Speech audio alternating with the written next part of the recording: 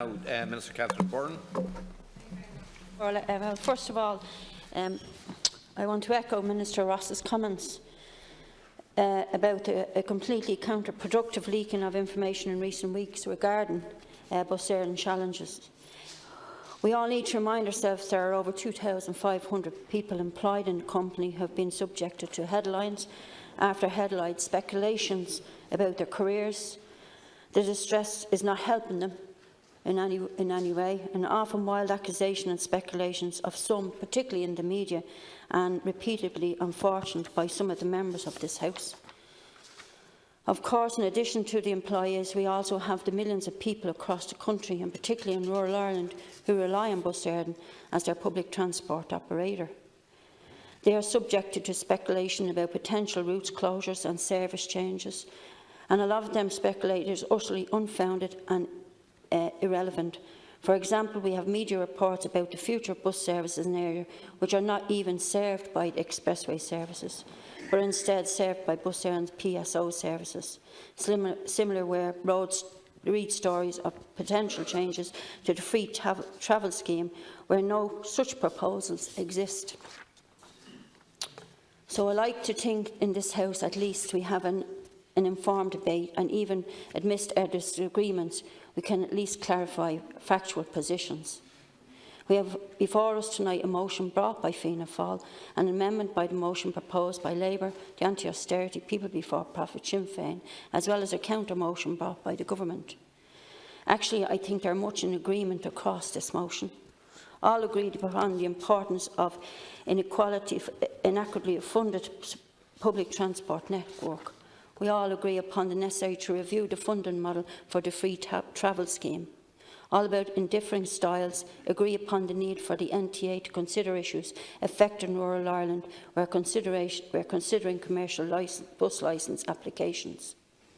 All again, and in slightly different styles, agree upon the need to ensure that the NTA has the necessary powers under the Public Transport Regulation Act 2009 to ensure that commercial bus services play their part in our overall public transport network.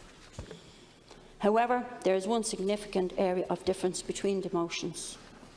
Opposition motion calls on the Government to ensure that no longer charged to expressway services than active proposed, and I think that one instinctive probably appeals to a lot of us is of people in the House this evening.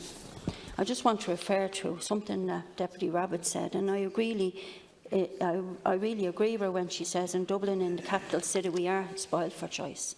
And we're spoiled for choice because we have the infrastructure. And that infrastructure needs to be shared among the rest of the country across towns. I also want to agree, although he's left the chamber, with Deputy Ryan about thinking outside the box.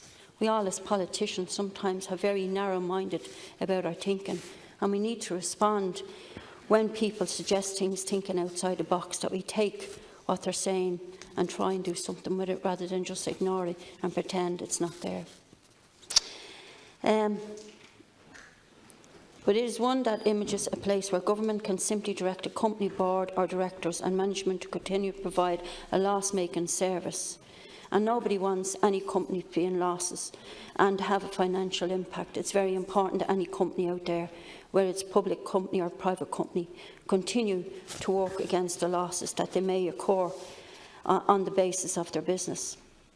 It invites us to believe that the Government can waive away the legal duties of those directors and instruct the company to act in any way government sees fit. And that's not possible, and I think we all know that.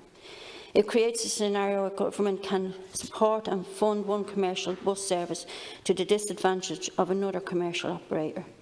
But I'm afraid none of this is credible.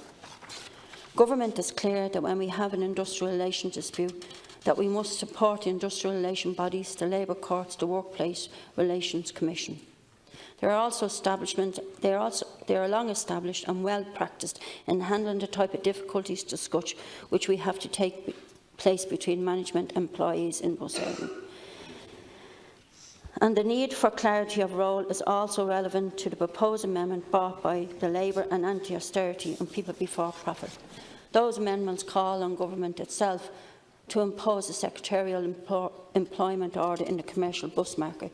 However, The existing legislation already allows for secretarial employment order to be put in place following an application by a trade union or employer in the labour courts and the recommendations of that court to the relevant minister. So there is a mechanism there that should be used.